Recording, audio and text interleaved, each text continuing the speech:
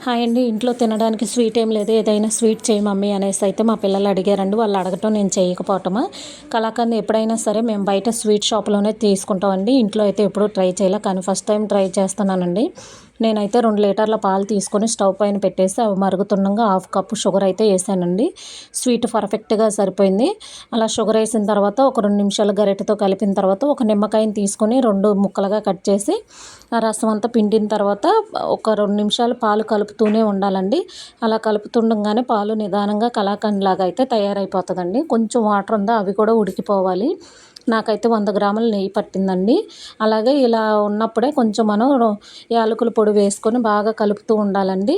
ఒక ప్లేట్‌కి నెయ్యి అప్లై చేసి పక్కన పెట్టుకోవాలి. మనకి కలాకండ్ పర్ఫెక్ట్‌గా వచ్చింది అనడానికి మనకి పెనంకి అంటుకోదండి. అలా అంటుకోకుండా ఉన్నప్పుడు ప్లేట్‌లో వేసి ఒక 4 అవర్స్ తర్వాత కట్ చేసి చూస్తే ఎంతో టేస్ట్‌గా ఉండే కలాకండ్ అయితే రెడీ అయిపోతుందండి. టేస్ట్ అయితే సూపర్ ఉంది. వీడియో నచ్చితే లైక్ చేసి, షేర్ చేసి, సబ్స్క్రైబ్ చేసుకోవటం మర్చిపోవద్దండి. ఓకే. బాయ్ అండి.